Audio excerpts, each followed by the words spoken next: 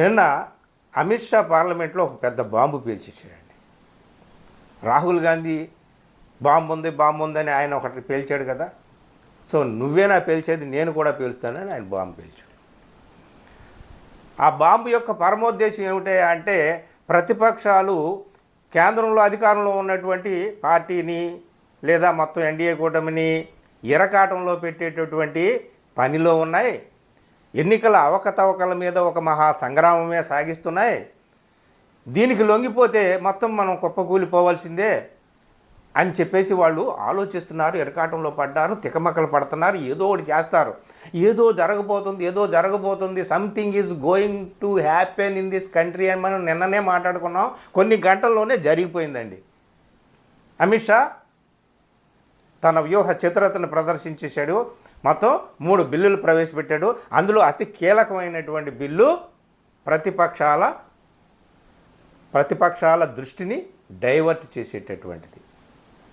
అంటే అట్లాంటి బిల్లు కూడా ఉంటుందా అంటే అట్లాంటిదే. ఇది 130వ రాజ్యాంగ సవరణ బిల్లు. సరే, మరొక 2 బిల్లులు ఉన్నాయి. అది జమ్మూ కాశ్మీర్కి సంబంధించినటువంటి రీఆర్గనైజేషన్కి సంబంధించినటువంటిది ఒకటి, యూనియన్ టెరిటరీకి సంబంధించినటువంటిది ఒకటి. అతి కీలకమైనటువంటి బిల్లు ఇదన్నమాట. ప్రతిపక్షాలను ఇరికించడం, ప్రతిపక్షాలను బెదిరించడం, ప్రతిపక్షాలను తమ చెప్పు చేతల్లో పెట్టుకోవడం, ప్రతిపక్షాలను తమ పాదాల దగ్గర పడేసి పాదదాసోహం చేయించుకోవడం, ఇది కేవలం ఉద్దేశం అని చెప్పి మనకు అర్థమైపోతుంది ఈ బిల్లులు చూస్తే. ఏమిటా బిల్లు, ఏమిటి గొడవ అనేటటువంటిది మనం ఒకసారి చూద్దాము. ఏమి లేదండి, ఒక రాష్ట్రంలో ఉన్న ముఖ్యమంత్రి కానీ మంత్రులు కానీ ఆఖరికి ప్రధానమంత్రి కానీ, సరే ప్రధానమంత్రిని కంటితుడుపు చర్యగా యాడ్ చేశారు, అందులో ఉన్న మతలబు ఏంటో మాట్లాడుకుందాము. వాళ్ళు కానీ ఏదైనా నేరారోపణతో జైలుకు వెళ్ళి 30 రోజులు ఉంటే 31వ రోజున వాళ్ళు పదవిలో ఉండడానికి అర్హులు కాదు. ఇది అండి బిల్లు.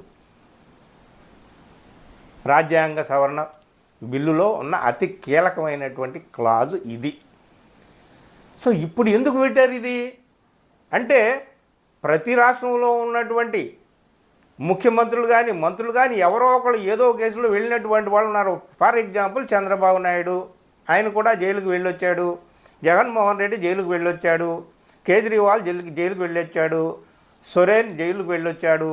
చాలా ఇక మంత్రులు అయితే ఇక చెప్పనే అక్కర్లేదు. సో వాళ్ళందరూ కూడా ఇక వాళ్ళు అయ్యి బాబోయ్ మా భవిష్యత్తు ఏమిటి అని బెదిరిపోయేటటువంటి పరిస్థితి అన్నమాట. చూడండి టైమింగ్ అంటే, వాటే టైమింగ్ అని మీరు ఘనంగా కీర్తించాలి అమిత్ షాని కానీ నరేంద్ర మోడీ గారిని కానీ. ఇటుపక్క ప్రతిపక్షాలు పూర్తిగా ప్రభుత్వాన్ని ఎరకాటంలో పెట్టేటటువంటి స్థితికి వెళ్ళిపోయాయి. ఇంకో పక్క ఇదే సమయంలో గవర్నర్ల అధికారాల మీద, అంటే రాష్ట్ర ప్రభుత్వాలు తయారు చేసేటటువంటి బిల్లుల్ని నొక్కిపట్టి ఉంచేటటువంటి గవర్నర్ల అధికారాల మీద సుప్రీంకోర్టులో హీరింగ్ జరుగుతుంది. సుప్రీంకోర్టు ఈ విషయంలో చాలా తీవ్రంగా వ్యాఖ్యలు కూడా చేస్తుంది. అంటే ఇక గవర్నర్ల దయాదాక్షిణ్యాల మీదే రాష్ట్ర ప్రభుత్వాలు బతకాలా అనేటటువంటి వ్యాఖ్యలు కూడా చేస్తున్నారు. సో ఒక పక్కన అది, ఒక పక్కన ఇది.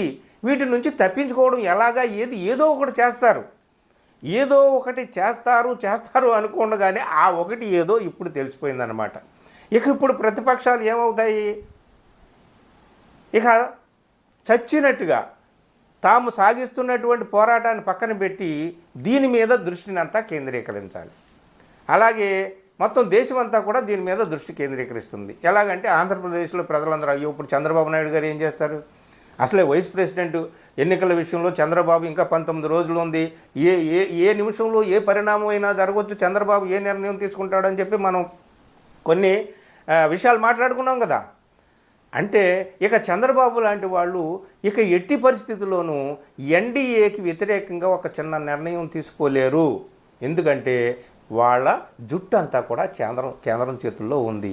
ఇప్పుడు ఈ ప్రవేశపెట్టిన ఈ బిల్లు చట్టం అయితే ఇక ఎవ్వరూ కూడా, ఆల్రెడీ చాలామంది ప్రతిపక్షాలకు చెందినటువంటి నాయకులందరూ కూడా కండవాలు మార్చేసుకున్నారు.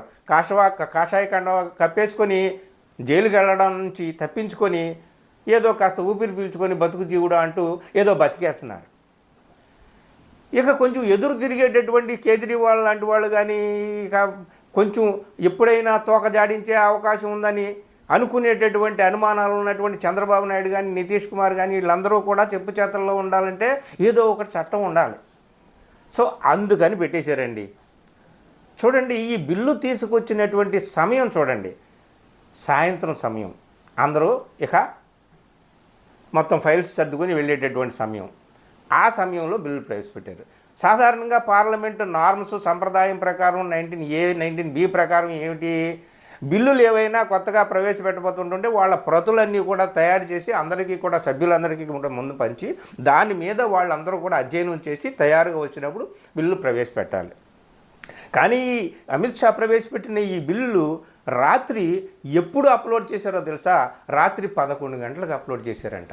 ఈరోజు పార్లమెంట్లో దీని మీద చర్చించాలంటే రాత్రి అంతా జాగారం చేయాలి. మరి ప్రతిపక్షాలు అందరూ కూడా జాగారం చేశారో లేదో తెలియదు. జర్నలిస్టులు అయితే జాగారం చేశారు, వాళ్ళందరూ కూడా మాట్లాడుతున్నారు. ఇదండి మొత్తానికి ఏదో ఒకటి జరగబోతుంది అని కానీ ఈ విధంగా జరిగిందనమాట. అంటే దీన్ని వీళ్ళు ఏం చెబుతున్నారయ్యా అంటే, ప్రజలందరూ కూడా ఎంతో నమ్మకంతో ప్రజాప్రతినిధుల్ని ఎన్నుకుంటారు, వాళ్ళందరూ కూడా అపరాధాలు చేసి నేరాలు చేసి ఘోరాలు చేసి కేసుల్లో ఇరుక్కుంటే అలాంటి వాళ్ళు పదవుల్లో కొనసాగడం సరికాదు. దాన్ని అరికట్టడానికి, దాన్ని నిరోధించడానికి, అంటే ప్రజాప్రతినిధుల అపరాధాన్ని నిరోధించడానికి, నిర్మూలించడానికి మేము చట్టం తీసుకొచ్చామని అంటున్నారు. కాదు, అపరాధాన్ని నేరాల్ని ఘోరాల్ని నిర్మూలించడం కాదు, కేవలం ప్రతిపక్షాలనే పూర్తిగా నిరోధించడం కోసమే దీన్ని ఉద్దేశించారు అనేటటువంటిది అర్థమైపోతుందన్నమాట. ఇది కేవలం డైవర్షన్ పాలిటిక్స్. ఇంకోటి ఏమిటి అంటే, కేసులు ఎవరి మీద ఎవరు పెడతారు? కేంద్రంలో ఉన్నటువంటి వాళ్ళు ఈడీ రూపంలో, ఇన్కమ్ ట్యాక్స్ రూపంలో, సిబిఐ రూపంలో కేసులు పెడతారు. ఎవరి మీద? ముఖ్యమంత్రి మీద పెట్టవచ్చు, మంత్రుల మీద పెట్టవచ్చు, ఎవరి మీద అయినా పెట్టవచ్చు. కాబట్టి ఇరుక్కునేది వీళ్ళే. ఈడీ ఇప్పటి వరకు 5,800 దాదాపు 5,892 కేసులు ఇటీవల కాలంలో నమోదు చేస్తే అన్ని ప్రతిపక్షాల మీద చాలా వరకు, అందులో కన్విక్షన్ రేట్ 0. కేవలం 15 నుంచి 20 కేసుల్లో మాత్రమే నిజ నిర్ధారణ జరిగింది. మొత్తం అన్నీ కూడా హుష్ కాకి. అంటే మా చేతుల్లో ఈడీ ఉంది, ఇన్కమ్ ట్యాక్స్ ఉంది, అలాగే సిబిఐ ఉంది, ఖబర్దార్ జాగ్రత్త, తోక జాడించారా అవుట్, కత్తిరించేస్తాం అని చెప్పడం కోసమే ఈ బిల్లులు ప్రవేశపెట్టారు అని చెబుతున్నారనమాట. మొత్తానికి మిత్రులారా, మనం ఏదో జరగబోతుందని అనుకున్నాం కదా, ఆల్రెడీ జరగడం అనేటటువంటిది ప్రారంభమైంది. మరి ఇది మొత్తం మీద ప్రతిపక్షాల దృష్టిని, దేశం దృష్టిని మరల్చేటటువంటి అతిపెద్ద డైవర్షన్ పాలిటిక్స్ అని చెప్పి అందరూ కూడా ఆల్రెడీ అభివర్ణిస్తున్నారు. దీన్ని ప్రతిపక్షాలు ఎలా ఎదుర్కొంటాయి? ముఖ్యంగా చంద్రబాబు ఎలా ఎదుర్కొంటాడు, జగన్మోహన్ రెడ్డి ఎలా ఎదుర్కొంటాడు, కేసీఆర్ ఎలా ఎదుర్కొంటాడు? మరి వీళ్ళందరూ కూడా ఆల్రెడీ కేసుల్లో ఇరుక్కుని ఉన్నవాళ్ళు కదా, వాళ్ళ భవిష్యత్తు ఏంటి? కేజ్రీవాల్ భవిష్యత్తు ఏంటి? సోరేన్ భవిష్యత్తు ఏంటి? వీళ్ళందరి భవిష్యత్తు ఏంటి? అయితే ఇక్కడ ఒక మాట చెబుతున్నారు, దీంట్లో మేము ప్రధానమంత్రిని కూడా తీసుకొచ్చాం కదా అని. ఎంత అంటే హాస్యాస్పదం. ఎవరైనా సరే ప్రధానమంత్రి మీద ఒక ఈడీ, ఒక ఇన్కమ్ ట్యాక్స్, ఒక సిబిఐ కేసులు పెడుతుందా అండి? పోనీ కేసు పెడితే ఆయన్ని పదవి నుంచి తొలగించేటటువంటి అథారిటీ ఎవరికి ఇచ్చారు? ఈ బిల్లులో రాష్ట్రపతికి ఇచ్చారు. రాష్ట్రపతి ఎవరి దయాదాక్షిణ్యాల మీద ఆ పదవిని అలంకరిస్తారు మనకు తెలుసు. కాబట్టి ఇందులో ఒక క్లాజులో ఉన్నటువంటిది ఏమిటి అంటే, ఎవరి మీద ఎవరు చర్యలు తీసుకోవాలి? నేరారోపణ వచ్చి 30 రోజులు జైలుకి వెళ్తే 31వ రోజు నుంచే నువ్వు పదవీచ్యుతుడు అయిపోతావు. పదవి నుంచి తొలగిపోవాల్సిందే. ఆ తొలగించేటటువంటి బాధ్యత చీఫ్ మినిస్టరు, రాష్ట్ర మంత్రులు అయితే అది గవర్నర్ చేస్తాడు, యూనియన్ టెరిటరీలో అయితే లెఫ్టినెంట్ గవర్నర్ చేస్తాడు, కేంద్ర మంత్రులు ప్రధానమంత్రి అయితే రాష్ట్రపతి చేస్తాడు.